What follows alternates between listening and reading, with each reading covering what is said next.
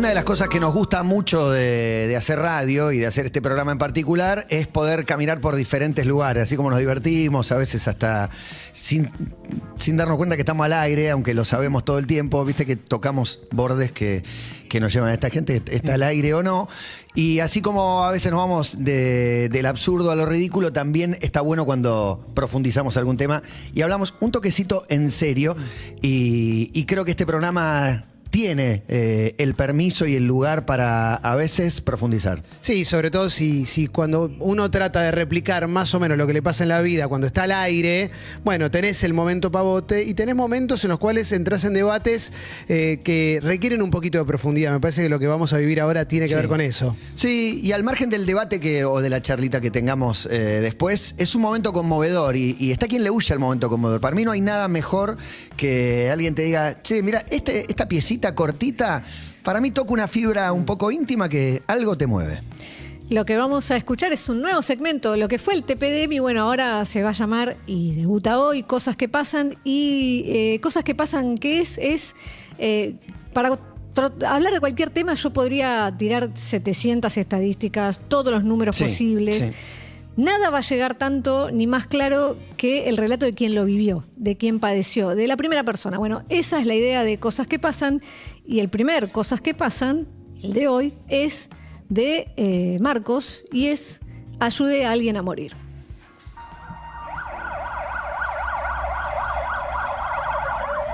Es una noche más en un hospital de Cataluña. De guardia, como tantas otras noches, está Marcos Surman. Llegó una paciente complicada con varias enfermedades graves que llega en un estado severo, en pésimo estado general, con un infarto agudo de miocardio severísimo, cáncer de colon incurable, diabetes, varias patologías juntas que me pide morir. Me pide morir enseguida y que no quiere ver más a su hija sufrir. Hacía 15 años que Marcos había dejado Buenos Aires para vivir en España. Y esa noche hizo lo que hacen los médicos allá, acá, en cualquier hospital del planeta: intentar sacar adelante a su paciente. Lo hará durante varias horas. Y no le hago caso. En ese pedido inicial no la escucho y empiezo a trabajar para sacarla adelante. E intento unas cuantas horas sacarla adelante hasta que llega un momento en que la situación médica es irreversible, no se puede hacer más nada. Solo queda esperar. Después de intentarlo todo, que ya no había más nada que hacer, le digo a la hija que si está de acuerdo la voy a sedar. La hija acepta y Marcos se va al cuarto de los médicos a dormir un rato hasta una próxima urgencia. Pero no lo va a hacer por más de 40 minutos, porque la enfermera entra a buscarlo. Carmen, su paciente, seguía muy mal. Carmen seguía mal, seguía ahogándose, y ahí vuelvo y ahí cambia toda mi vida, porque ese es el punto de inflexión, que cuando voy, la hija me pide por favor que acabara con todo ese sufrimiento de la madre, y ahí hay algo que pasa en mí, y le pregunto si quiere que sea allá, que le voy a ayudar. Me dice que sí, y ahí rompo todo el sistema, cargo la jeringa de potasio dentro de la habitación y se le aplico 70 miligramos de gel de cloruro potásico en vena y le provoca la muerte instantánea.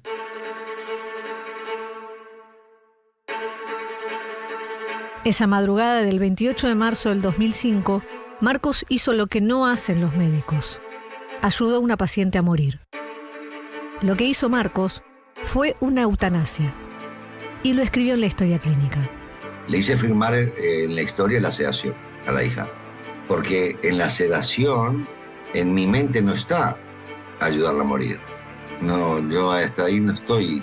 Ahí, hasta que yo la cedo, soy médico puro y duro, intentando hacer lo que me preguntaba. Hay que hacerlo todo, y así había chances, por eso lo hago, no soy tonto. No, yo no lucho cuando no tiene sentido.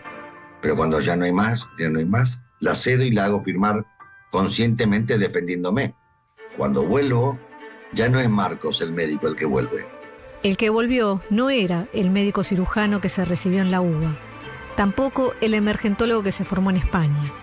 El que volvió a la sala era Marcos, el hijo que vio morir a su mamá después de una sobrevida de 6 años a fuerza de diálisis.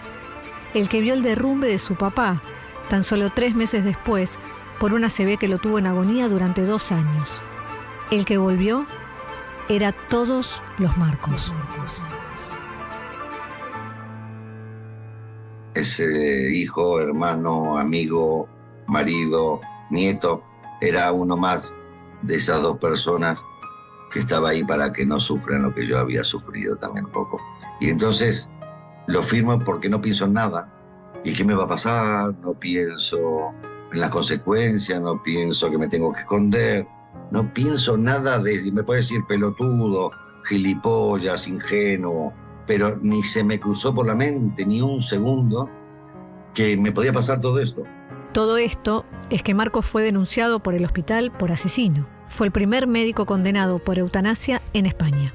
Es que si lo pienso un segundo no lo hago, ni lo escribo, ¿sabes? No sé, fue una compenetración absoluta de esas 5 menos 10 de la mañana, decir yo te ayudo porque este sufrimiento de tu cara, que no me la olvidé nunca más, de esa hija al entrar a la habitación de la madre, hasta el día de hoy, 18 años pasaron, me vi yo reflejado. Sin trabajo en España, se fue con su esposa y sus hijos a Inglaterra. Desde ahí, enfrentó el proceso judicial que se llevó casa, ahorros, la vida. Poco antes del juicio le ofrecieron un acuerdo. Si se declaraba culpable de homicidio imprudente y pagaba una multa de 1.600 euros, evitaría 10 años de cárcel. Y Marcos se declaró culpable. ¿Quién determina que te vas a morir? ¿El médico que te está tratando o la mala suerte que tenés, que has tenido una patología grave e incurable, ¿no?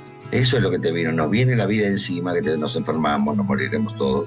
Yo no te pongo el cáncer de pulmón. Te vino, lamentablemente está ahí. Es una gran putada, pero está. ¿Qué gestionamos? ¿La muerte de los médicos? Esa es la definición. No. Cuando Marcos le inyectó potasio a Carmen, la eutanasia estaba prohibida en España. Recién 16 años después se legalizó que un médico provoque la muerte de una persona que tiene una enfermedad terminal o que padece un sufrimiento incontrolable. Yo nunca fui activista de la eutanasia. Yo soy activista de la vida, de toda la vida. Yo amo la vida, desde hace muchísimos años. Y por eso defiendo el derecho a morir bajo la eutanasia. Para Marcos, como para muchos, el sufrimiento es el límite. Estirar la vida con dolores no es una vida digna. Basta con el encarnecimiento terapéutico, no hace falta. Y si a eso le agregamos a aquel paciente que dice basta, sin saber, y te pide terminar, hazle caso. Yo estoy convencido que hay que luchar en esta vida, ¿eh? Sí, yo estoy convencido que hay que hacer todo, pero hay un momento en que se acaba eso. Y ahí es donde los médicos, ese cambio de transición, de explicar que no hay más nada que hacer, cuesta decirlo. Y creo que esta es una cuestión muy importante, que el paciente se lo merece y que él decida. Tener la potestad de nuestros cuerpos, decidir sobre nuestro dolor. De eso habla Marcos. No es una cuestión de imponer nada. El que cree en Dios nunca le diría que venga, que vengo Marco, estoy a poner potasio. O el que quiere luchar con una cirugía innecesaria, nunca haría eso. Es tu decisión, es tu libertad, es como querés elegir tu enfermedad, lo que hacia dónde vas. ¿Quién te puede decir que no? ¿Quiénes son nosotros, como decía yo hace años, que pueden decidir por ti, no? Nadie tendría el derecho de decir, por lo menos al final, de decir, hasta aquí llego, basta, no. No, usted morirá cuando yo diga, cuando la medicina diga basta, cuando un juez le diga que sí, cuando un político diga que sí. No, usted no tiene ningún derecho a morir, ninguno. 18 años pasaron de esa madrugada en la que la vida de Marcos cambió. ¿Te arrepentís? No, para nada. Nunca fue el arrepentimiento el sentimiento de esa noche. Lo mejor que hice a nivel médico, humanamente, más que poner corazones y arterias y venas y válvulas, ayudar a morir a esa persona. Me parece que es el acto de amor más grande que hice toda mi vida, como médico. Fuertísimo. Gracias, Emi, por este momento abierto a debate, aún para los que creemos que no hay debate, porque hay una mirada humana que supera todo, el vínculo de esa madre y esa hija. Es un vínculo que todos conocemos, sí, que todos vivimos. De alguna u otra manera lo sabemos perfectamente de qué se está hablando, ¿no? Y sin generalizar y yendo puntualmente al hecho creo que todos podemos entender lo que pasó con un militante de la vida, que todos lo somos, pues se arrogan ese derecho algunos y todos lo somos, pasó a estar del otro lado. Me vienen un montón de cosas a la cabeza con este informe. Para llevarlo al terreno del fútbol, pensaba en esta cuestión cuando a una persona le da un diagnóstico terminal de un cáncer o una enfermedad de ese estilo y elige no hacer el tratamiento, cuando te dan dos opciones. Y que el médico acepte que vos no hagas el tratamiento, yo no lo veo tan lejano, porque cuando te aceptan eso es por una cuestión de piedad sobre cómo elegís vos irte, sobre cómo elegís vos transitar ese proceso. Es como patear el penal o como patear el último penal. No puede ser que puedas patear el primero, pero no puedas patear el último si una persona adulta te está pidiendo cerrar su vida de una manera en la cual lo único que le va a significar eso es que dejar de sufrir ella y dejar de sufrir los demás. Coincido plenamente que es un acto de amor y además le saca la cuestión religiosa. Yo creo que también con lo que seguimos luchando es con una visión religiosa de la vida, como si solamente Dios pudiera decidir y no nosotros. Y Dios, perdón, yo no creo, para mí es un relato. Hay un sufrimiento estirado ahí que para mí va mucho más allá de la fe que profeses o del amor que sientas por Dios o por la religión. Hay un vínculo y un tipo que, para mí, estos tipos son los que cambian la historia, los que dejan una huella, porque... No lo pensó, ¿eh? Y aparte, 16 pensaba, años después era legal, lo que en ese momento le complicó la vida. No, pero ¿vieron cuando alguien está 2 años haciendo un tratamiento en coma o lo que sea? 2 años en coma, 8 años en coma. Y cuando se muere, ¿qué es lo primero que decimos? Ya no sufre más. O sea, lo tuvimos sufriendo 2 años. ¿Por qué? ¿Para quién? ¿Para qué? ¿Quién decide que tiene que sufrir 8 años, 2 años, 6 años? Y no piden irse porque muchas veces están inconscientes, pero después está el que está consciente y dice, yo no puedo más. Son nuestras limitaciones. Nos cuesta mucho a nosotros decir que no sufra más. Bueno, ahí hay un punto. Que no sufra más. Obviamente la charla con Marco fue mucho más extensa y sobrevoló durante toda la charla cuál es el límite y por qué. Claro. ¿Qué es lo que hace un médico? ¿Hasta dónde y por qué? Y siempre de fondo aparece esta cosa de la defensa de la vida y el estirar la vida. Cuando de repente hay diagnósticos que son irreversibles y aún así se hacen tratamientos para alargar la vida, decís, ¿alargarla a costa de qué? ¿Y el alargarla es para el que se está muriendo o para los que están viendo morir? ¿Alargar qué? ¿Qué vida? ¿Para quién es ese alargue? ¿Para que vos labures, que te quedás en este plano de la tierra, para que vos labures tu duelo?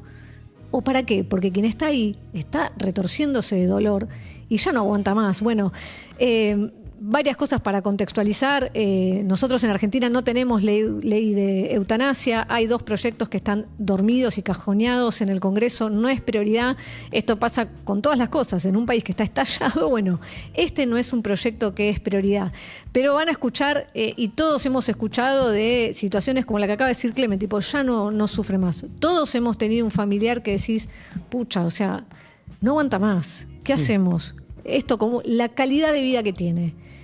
Es digna, o sea, es estirar. ¿Para qué? ¿Hasta dónde? ¿Hasta dónde querés llegar? ¿Qué significa vivir? Vivir es 2, 3, 4, 5 días más, pero ¿cómo? ¿Cómo estás? ¿Estás consciente? Me preocuparía mucho más porque una persona que tiene plata y una que no la tiene pueden acceder al mismo tratamiento en las mismas condiciones que si un médico puede tomar esa decisión en conjunto con un adulto que se lo pide o no. Sí, y a veces el debate se va hacia la muerte digna y yo creo que el debate es la vida digna. La vida digna, más que la muerte digna. Ley de muerte digna sí tenemos desde el 2012, pero lo que es la muerte digna tiene que ver con retirar o no hacer, lo que dijo Clemen, no usar tratamientos para la sobrevida. O sea, vos decís, no, la verdad no quiero hacer estas 800 quimioterapias que me van a destrozar el hígado y me van a mejorar 3 meses. En realidad mejorar no es, quizás alargas la vida, pero ese tratamiento te va a romper el cuerpo de alguna manera. Bueno, esa es la muerte digna, es rechazar tratamientos o cortarlos. Lo que tampoco tenemos es el suicidio asistido. Nosotros, otros países sí, que es el caso de la eutanasia, la practica un médico. Es un médico que es lo que hizo Marcos. Le inyectó una sustancia que le produce la muerte instantánea en segundos. Lo que hizo Jean-Luc Godard, que se fue, que vivía en Suiza, ahí estaba permitido. Decidió irse así. Y el suicidio asistido es cuando el médico es un consejero y le indica cómo provocarse la muerte, pero es el que pone en manos en acción es el propio paciente. Que esas son todas diferencias técnicas que implican una legalidad o no. Bueno, esas son todas las diferencias. Nosotros no tenemos suicidio asistido y no tenemos ley de eutanasia. Lo están pidiendo muchísimas personas, cada vez son más, pero mete la cola y tiene mucho que ver esto de qué significa la vida para cada uno. Y muy probable, y esto para los que nos están escuchando, pregúntenselo, porque quizás para nosotros la vida significa una cosa ahora y otra cosa cuando estés cerca de que se termine y la estás pasando mal. O cuando tengas estás a alguien sufriendo. muy querido. Exacto. Y lo ves sufrir hace años, Entonces, lo ves sufrir mucho. Lo que trata o va a tratar esta sección, cosas que pasan, es entender que hay cosas límites y que a veces uno se descubre tomando decisiones que decís, bueno, yo pensaba de una manera y me pasó esto. Bueno, eso nos pasa a todos, más, menos. Bueno, la idea es que podamos conocer historias y que no todo es blanco y negro. No, y ponerse en el lugar del otro, que es lo que termina siendo el médico. Alguna vez tuvimos fuera de aire una charla sobre cómo es el momento en que te querés ir. Hay gente que se quiere ir porque está cansada, no porque está enferma. Y si hay gente que le pasa eso, es porque está en una situación que nosotros todavía no podemos comprender por la edad que tenemos, porque todavía no llegamos ahí. Hay que entender esas cuestiones, hay que tratar de ponerse en el lugar del otro y decir, por algo pasa esto, quizás hay algo natural también en irse. Sí, hay un egoísmo propio de todos nosotros que Sí. es querer retenerlo. Sí, e irse es parte de la vida. ¿No? Bueno. En este caso me parece que también está bueno tomar la dimensión de... es muy gráfico el momento de Marcos en que se va a dormir como un médico y cuando sale y ve la cara de la hija que le dice, no puede más del dolor. Y esa mujer le dice, yo no puedo más del dolor y no puedo ver más sufrir a mi hija de esta manera.